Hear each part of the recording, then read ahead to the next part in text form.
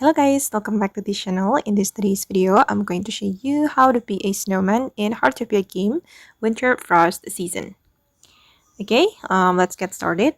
First of all, you can go to the Winter Utopia, and then you're going to go to this igloo right here, guys, and then you will find a big snowman here. All right, and you're going to be a snowman by clicking on this snowman icon. Okay, and as you can see, I'm turning into a snowman.